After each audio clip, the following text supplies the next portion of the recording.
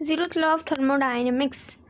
Imagine कीजिए दो system A और बी जो कि सेपरेट हैं बाय एक एडियाबैटिक बॉल से। दोनों सिस्टम सेपरेट है while each is in contact with the third system.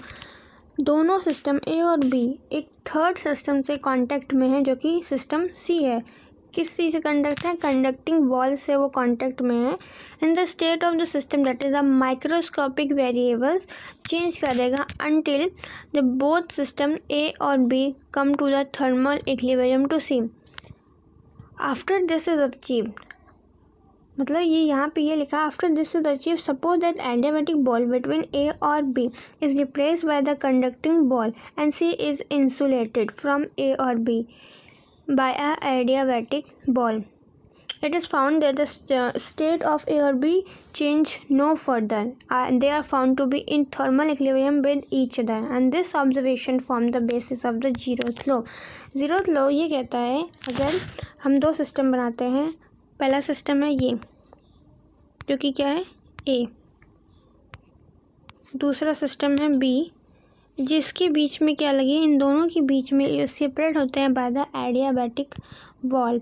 Adiabatic ball से ये दोनों की दोनों सेपरेट होते हैं, मतलब यहाँ पे कोई भी हीट का एक्सचेंज नहीं होता है, हीट का एक्सचेंज नहीं होता और ये दोनों एक सिस्टम सी से कांटेक्ट में होते हैं।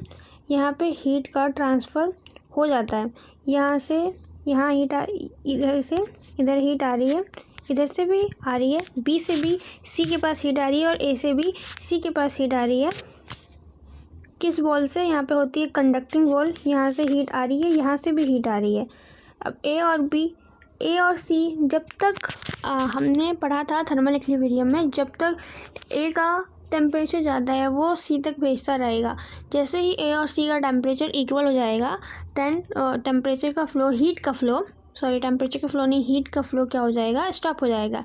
सेम बी के साथ भी होगा। बी और सी थर्मल इक्विलिब्रियम में जब तक नहीं आ जाते तब तक हीट का फ्लो होता ही रहेगा।